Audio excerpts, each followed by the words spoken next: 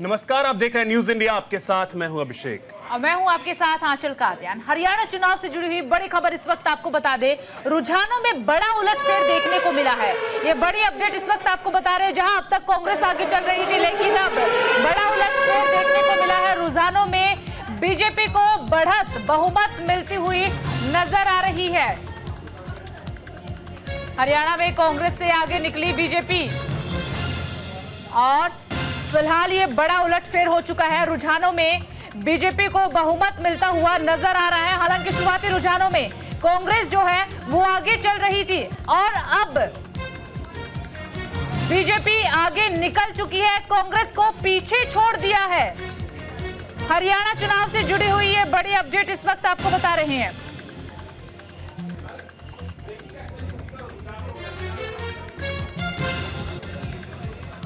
तो देखिए, शुरुआती रुझानों में जहां अब तक कांग्रेस की तरफ बहुमत जाता हुआ नजर आ रहा था, अचानक से बड़ा उलटफेर यहां पर देखने को मिल रहा है।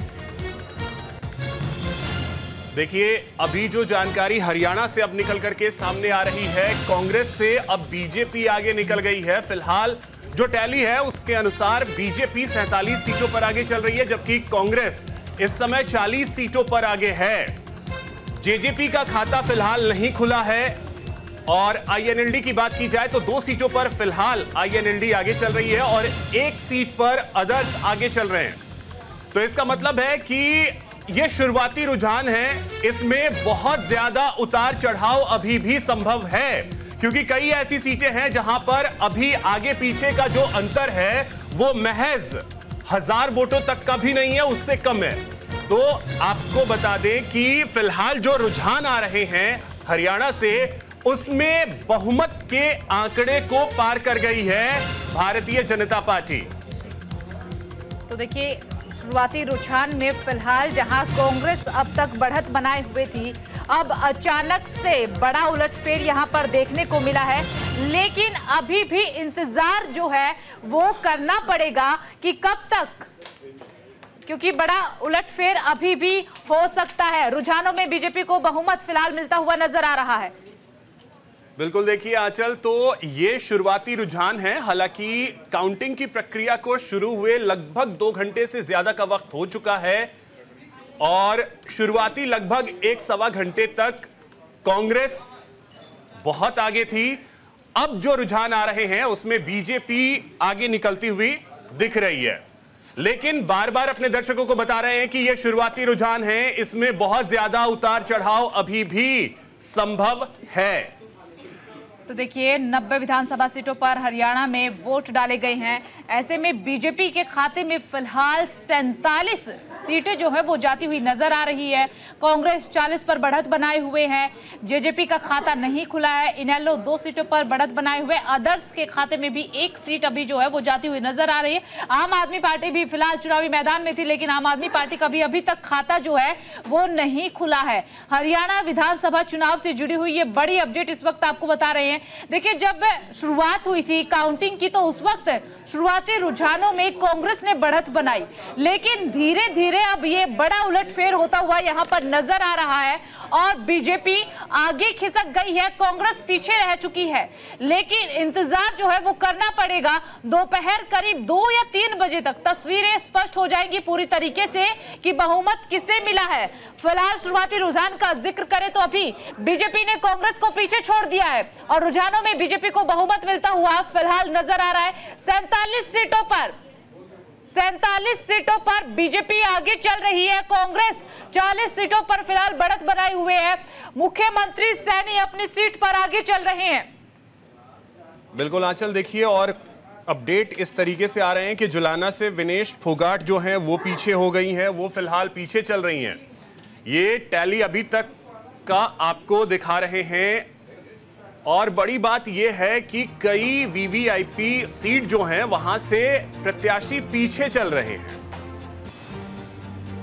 तो इस वक्त की यह बड़ी जानकारी हरियाणा से, जहां पर एक बहुत बड़ा उलटफेर पिछले आधे घंटे में देखने को मिला है, जहां पर बीजेपी, हालांकि आपको याद होगा कि जब एग्जिट पोल आए थे उसके बाद भी बीजेपी आश्वस्त थी। बीजेपी का यह साफ कहना था कि कई एग्जिट पोल जो है वो गलत साबित हुए हैं और ये एग्जिट पोल भी गलत साबित होगा।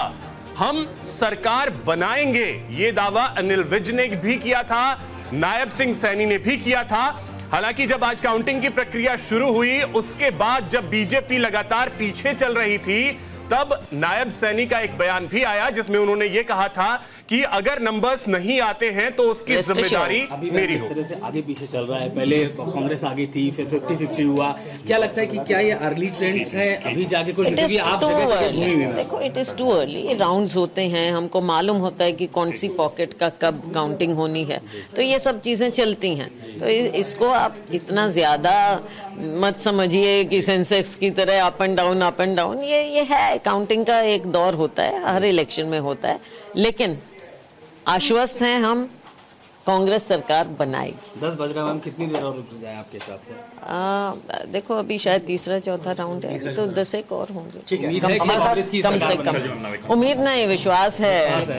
मुख्यमंत्री कौन बन रहा है? मेरे साथ कुमारी शैलजा है, कांग्रेस पार्टी की सीनियर नेता। मैम, कुमारी शैलजा वो चेहरा जो कांग्रेस से एक वक्त काफी ज्यादा नाराज चल रही थी, चुनाव प्रचार करीब 10 से 12 दिनों तक रोक दिया था, फिर अचानक से राहुल गांधी की रैली में वो नजर आती हैं।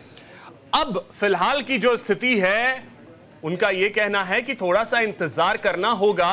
हालांकि आपको यह भी बता दें कि मिठाइयां मंगवा ली गई थी, पटाखे छूटने लगे थे, लेकिन अब शायद फिलहाल की स्थिति को देखते हुए कांग्रेस ने उसे रोक दिया है। तो देखिए, वहीं इस बीच जम्मू कश्मीर का भी जिक्र कर लेते हैं, क्योंकि ना केवल हरियाणा, सब अपनी जगह, परंतु एक बात तो सच है, मैं काफ़ी हरियाणा में घूमा हूँ, 6 दिन चुनाव प्रचार भी किया है। मैं दावे से कह सकता हूँ कि वहाँ कांग्रेस 65 के आसपास सीटें मिलेंगी और हम अपनी सरकार बनाएंगे, वहाँ पे कांग्रेस की सरकार बनेगी। जहाँ तक कश्मीर का सवाल है, कश्मीर में नेशनल कॉन्फ्रेंस और कांग्रेस मिलकर हम आवश्यक बहुमत पा लेंगे और हमें पूरा भरोसा है जो भाजपा के खिलाफ हैं वो भी हमारे समर्थन में आएंगे। सर, लेकिन अभी जो परिणाम, अभी कश्मीर की भी बात करी जाए तो भारतीय जनता पार्टी ने वहां पे भी अच्छा रन उनका नजर आ रहा है, तो क्या दिन खत्म होते होते कहीं दूर दराज तक नहीं। देखिए, जम्मू के कुछ शहरी इलाकों में बीजेपी को थोड़ा वोट मिला है, अभी ग्रामीण अंचल खुलने दीजिए। कश्मीर में तो बीजेपी साफ हो रही, और जो उन कांग्रेस के नेता को आप सुन रहे थे, साफ कह दिया है कि कश्मीर में तो बीजेपी साफ हो रही है, शुरुआती रुझान है ये, आप इंतजार कीजिए, सत्ता में परिवर्तन जरूर होगा। जम्मू कश्मीर के रुझान भी आपको बता देते हैं, पीडीपी 3 पर फिलहाल बढ़त बनाए हुए है। जम्मू कश्मीर के रुझान आपको बता रहे हैं, जहां पर 90 सीटों पर इस बार वोटिंग हुई है। आदर्श जो है 16 सीटों पर बढ़त बनाती हुई फिलहाल जो नजर आ रही है। यहां पर एनसी और कांग्रेस जो है वो गठबंधन के साथ चुनावी मैदान में उतरी हुई है, और कहीं ना कहीं एनसी और कांग्रेस को पूरा विश्वास है कि जम्मू कश्मीर में इस बार हमारी ही सत्ता आने वाली है। साथ ही साथ आपको ग्राफिक्स के जरिए हम रुझान जो है वो हरियाणा के भी बता रही हैं, जहां पर 90 सीटों पर वोटिंग हुई थी। बीजेपी 47 पर फिलहाल बढ़त बनाई हुई नजर आ रही है, कांग्रेस 40 पर, जेजेपी 0 पर फिलहाल सिमटी हुई दिख रही है। आदर्श 1 पर बढ़त बनाए हुए हैं, तो उधर आईएनएलडी गठबंधन जो है वो 2 पर आगे चल रहा है। लेकिन इंतजार, जैसा कि बार बार कह रही है कि ये फर्स्ट 2 राउंड का जो जिक्र है वो कर रही है, अभी इंतजार करना होगा तस्वीरें स्पष्ट होने का। शुरुआत में हालांकि कांग्रेस आगे चल रही थी। आपको इसी के साथ बता दें कि थानेसर विधानसभा में 3rd राउंड में कांग्रेस के अशोक अरोड़ा आगे चल रहे हैं। बीजेपी के सुभाष सुधा जो है बीजेपी से कैंडिडेट हैं, जो कि पीछे चल रही है। आम आदमी पार्टी के कैंडिडेट भी पीछे चल रहे हैं। बहुजन समाज पार्टी से तनुजा चुनावी मैदान में थी, वो भी फिलहाल पीछे चल रही है। इसके अलावा चरखी दादरी का जिक्र करें तो चरखी दादरी में कांग्रेस की मनीषा सांगवान आगे बढ़त बनाए हुए, बीजेपी सुनील सांगवान पीछे चल रहे हैं। फिलहाल यहाँ पर कई सीटें ऐसी हैं जहां पर कांग्रेस अभी भी बढ़त बनाए हुए हैं। फरीदाबाद की बल्लभगढ़ विधानसभा जिस पर नजर भी टिकी हुई थी, कांग्रेस आगे चल रही है।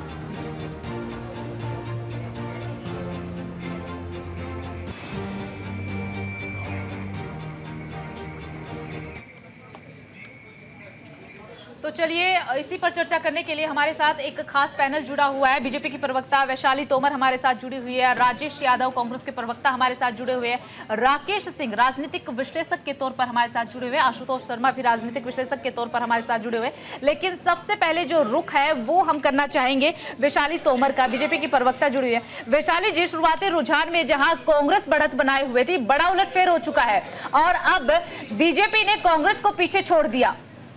जी बिल्कुल, और अंत तक आते आते आप देखेंगे, मैंने जैसा कि पहले ही बताया था आपको कि ऐसा हो ही नहीं सकता। जनता बिल्कुल भी इनको नहीं स्वीकारेगी क्योंकि जनता इनका असली रूप देख चुकी है कि किस तरह से फॉल्स नैरेटिव क्रिएट करते हैं और फिर भोली भाली जनता की मन स्थिति से खेलते हैं और वो चीजें कभी भी नहीं करते जो ये कहते हैं। आप ये बात करते हैं रोजगार की, आप देखें हिमाचल में इन्होंने किस तरह से सरकार, ये रोजगार की बात करते हैं, हिमाचल में इन्होंने जो सरकारी नौकरियां दी उस पर भी इनको तनख्वाह नहीं दी जा रही है। इन्होंने बात करी 300 यूनिट बिजली देने की, उस पर भी ये खरे नहीं उतर पाए हैं। किस तरह से 2-2 हज़ार रुपए के ऊपर वहां पर लाइन लगी हुई है। तो ये सिर्फ बातें करते हैं, खोखले वादे करते हैं। कांग्रेस के पास ना ही तो मजबूत नेतृत्व है, ना ही इस तरह के एजेंडे हैं और ना ही देश को चलाने की इनके पास कोई ऐसी योजना है। आज पढ़ा लिखा युवा है। ये चीज भी जो अभी रुझान है, क्या आप लोग इसको परिणाम मान रहे हैं कि यही परिणाम रहने वाले हैं? क्योंकि शुरुआती 1-1.5 घंटे अगर देखें तो कांग्रेस बहुत जबरदस्त लीड बनाए हुई थी, अचानक से आधे घंटे में पलटा है। तो ये तो शुरुआती रुझान है, हो सकता है फिर पलटे। अभिषेक जी, मैं तो फर्स्ट जब यहाँ पर बैठी थी और रुझान सब कांग्रेस के बारे में दिखाए जा रहे थे, कांग्रेस की तरफ दिखाए जा रहे थे, तब भी मैं आश्वस्त थी और अभी भी आश्वस्त हूँ क्योंकि मैं जानती हूँ आज पढ़ा लिखा युवा है।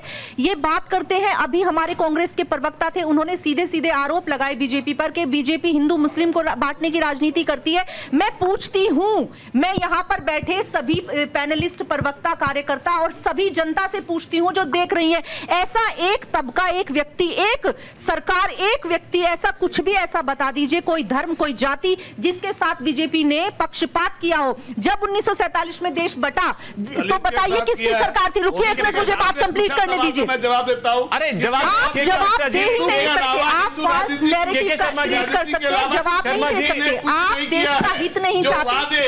अरे शर्मा जी, आज तो ये सब छोड़िए, आज तो ये ना बोले, सवाल किया तो जवाब देना बनता है। बिल्कुल जवाब दीजिएगा, जो जनता का आदेश है जवाब तो ले लेना। जवाब तो आप कर रहे हैं, कुछ नहीं फेंक रहे हैं। जवाब तो आप थोड़ी देर में जैसे नतीजे आप जीत रही है। मैं कहता हूँ आप कहना 30 सीट भी पार नहीं कर पाएंगी, चैलेंज है हमारा। अरे चलिए ठीक है, वो चैलेंज 2 घंटे में क्लियर हो जाएगा। ठीक है, स्वीकार करती हूँ, 2 घंटे बाद ये चैलेंज स्वीकार भी, पता भी चल जाएगा आपको। यदि खुशखबरी की ज्यादा है, इसका मतलब क्या कुछ मामला? आज तो आपको मिठाई मांगनी चाहिए, अगर ये रुझान है तो मिठाई मांगनी चाहिए कि मिठाइयाँ कहाँ है? अरे मिठाई दे दो या खिला दो। आपके पास जलेबी यही है, आप जलेबी, आप लड्डू बांटो। यदि इतनी जितनी खुशी थी आपको पता था तो लड्डू क्यों नहीं बन रहा था आपके हरियाणा के हलवाई के दुकान पे? अरे सर, जहाँ बन रहा था वहाँ तो अब दिक्कत आ गई है, करें क्या? जनता को जलेबी बनाकर दिखाया है, वो जलेबी ही बांट सकते हैं। आपके पास यही है, अगर हारेंगे तो ईवीएम और जीते तो आपने काम अच्छे किए।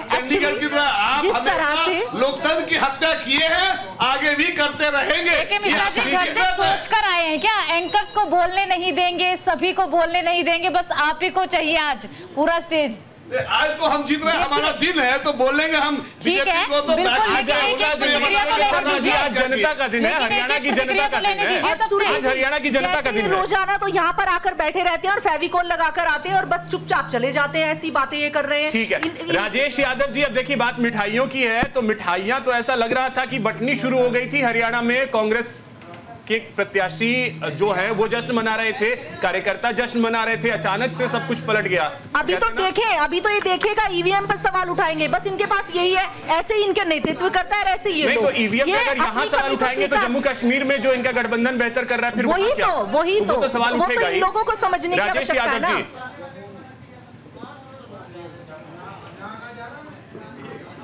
आवाज मिल रही है राजेश जी? चलिए, राजेश जी तक आवाज नहीं पहुंच पा रही है। अब के शर्मा जी बताइए, क्या मतलब? अरे आज तो कम से कम थोड़ा सा रिलैक्स होकर के जनता ने जो आदेश दिया है उसको स्वीकार कीजिए, चाहे वो कांग्रेस के पक्ष में हो चाहे वो बीजेपी के पक्ष में हो। कैसे बौखला गए हैं? समय बहुत बलवान होता है अभिषेक जी, और देखना आप समय जैसे जैसे ये जो गर्मी के जो सूरज की जो किरणें हैं जैसे जैसे ऊपर जाती रहेगी, कांग्रेस की जो है संख्या वैसे वैसे बढ़ते जाएगी।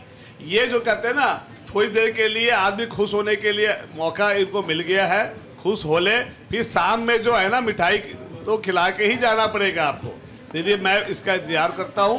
और कांग्रेस जो यहाँ खिला के जाना पड़ेगा, यानी कि वो जीत है। कांग्रेस की यहाँ जीत नहीं है, ये जय जवान जय किसान और जय पहलवान की जीत है।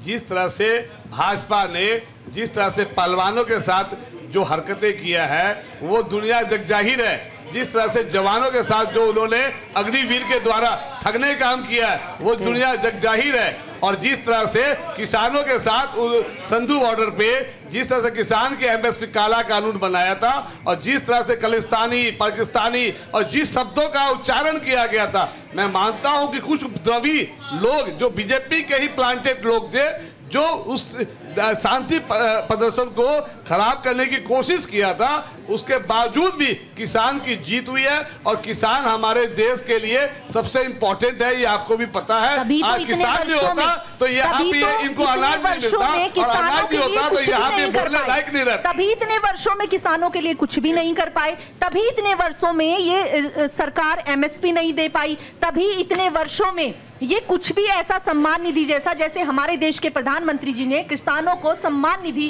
की एक राशि देने का काम किया, किसानों की आज सभी फसलों पर मुआवजा देने का काम किया। 2,000 के चेक ये चरण सिंह को इन्होंने जरूर सम्मान दिया, लेकिन सम्मान तब होता है जब उनकी नीतियों को अपना। सवाल आपने उठा दिया, ठीक है। आशुतोष शर्मा जी, क्या जो अभी हम टैली देख रहे हैं इसको हम माने कि यही ऑलमोस्ट परिणाम होंगे? देखिए अभिषेक जी, में राजनीति जो है बहुत उलटफेर का खेल है। ये चुनावी परिणाम अभी शुरुआती चुनाव परिणाम है और अभी शाम तक 5 बजे तक जो पिक्चर क्लियर होगी, उससे पहले मैं कहता हूँ 3 बजे के लगभग छवि बिल्कुल क्लियर हो जाएगी कौन सी पार्टी किस राज्य में अपनी सरकार बनाने जा रही है। भारतीय जनता पार्टी के प्रवक्ता बैठी अपनी पार्टी का गुणगान कर रहे हैं, कांग्रेस पार्टी के प्रवक्ता अपनी पार्टी का गुणगान कर रहे हैं। सब लोगों को अपना गुणगान करने की कर भी सकते हैं, उनको अधिकार है।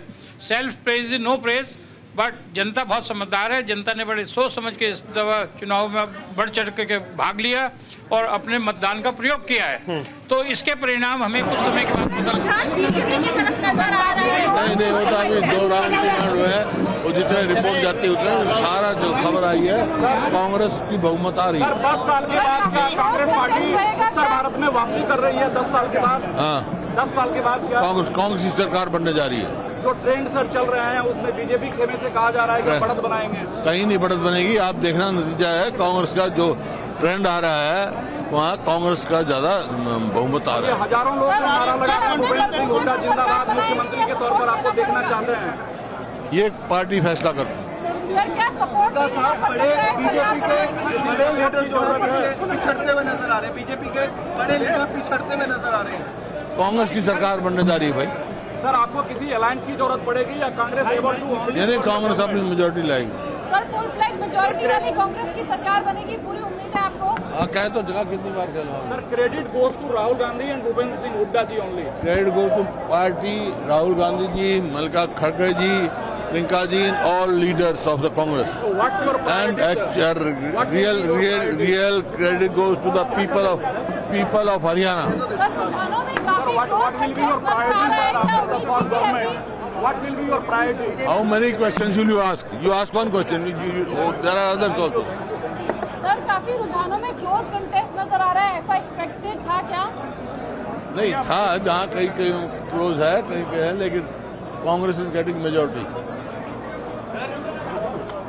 आपके लिए नतीजे आने वाले हैं, जो नतीजे अभी दिख रहे हैं?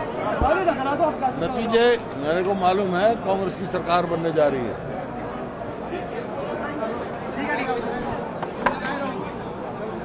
अरे नहीं जलेबी खा सबने। ठीक है सर, बंदे